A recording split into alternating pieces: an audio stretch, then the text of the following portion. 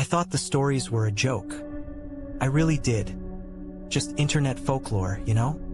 Something to spook your friends with.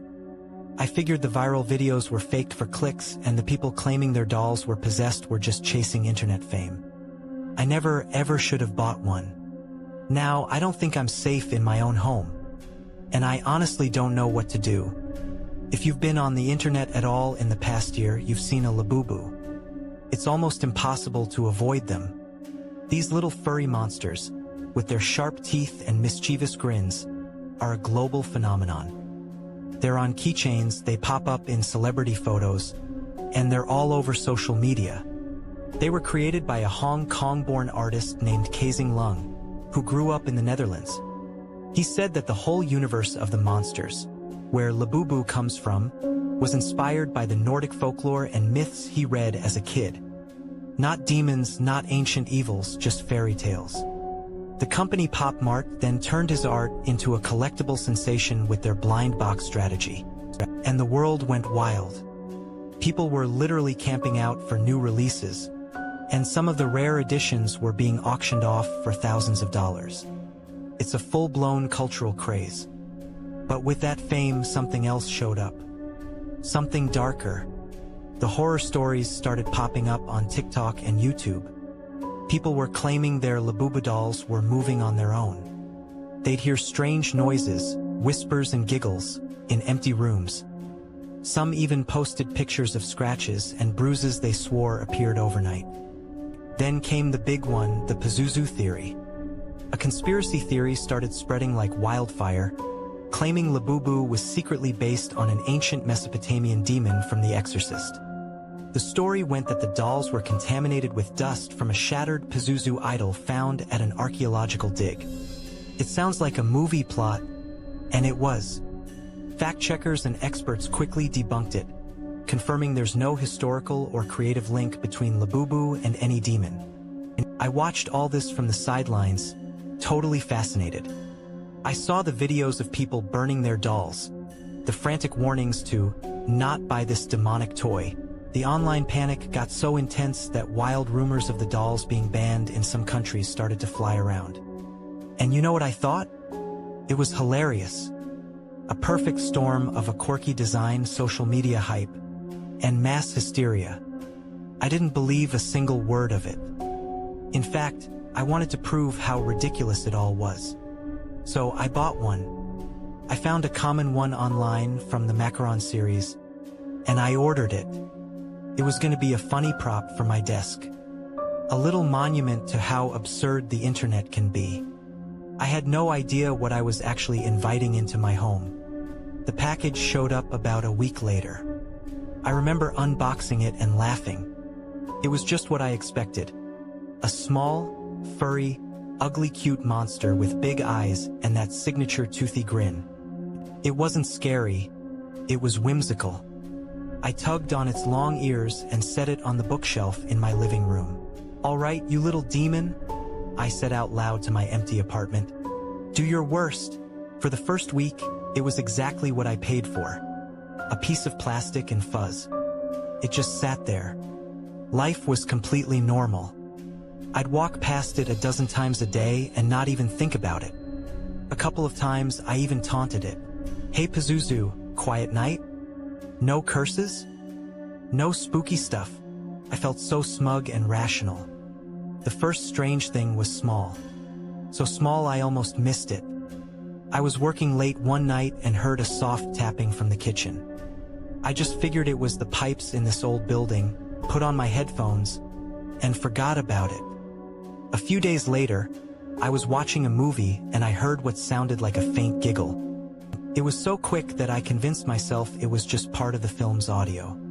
Then my keys went missing. I always leave my keys in the ceramic bowl by the door. One morning, they were gone. I spent 20 frantic minutes tearing my apartment apart before finding them sitting on the kitchen counter. I was just annoyed at myself, thinking I was getting forgetful. I was tired, overworked, that's all. And the whole time, the doll just sat on the bookshelf, watching everything with that same fixed, mischievous smile. For the first time, it didn't feel funny. It felt like it was in on a joke that I wasn't. But that's impossible. It's just a doll, right? My rationalizations started to wear thin about 2 weeks in. That's when the doll began to move. I don't mean it got up and walked around. It was way more insidious than that. I came home from work one evening and just felt that something was off. It took me a second to see it. The Labubu wasn't on the bookshelf. It was sitting on the arm of my sofa, facing the door, like it was waiting for me. My blood ran cold. My first thought was a break-in, but the door was locked, but nothing else was touched. My second thought was that I'd moved it myself and just forgot. It was plausible, I told myself. I must have been dusting or something and blanked on putting it back. But I couldn't shake this deep, unsettling feeling that I hadn't touched it. 2 days later, it happened again. I had specifically, consciously, left it on the sofa. I even took a picture of it with my phone before I left, just to prove I wasn't losing my mind. When I got home, it was on the kitchen counter right next to the coffee machine. My heart was pounding. I checked the photo. There it was, clear as day, on the sofa. There was no explanation. No one else has a key. The windows were locked.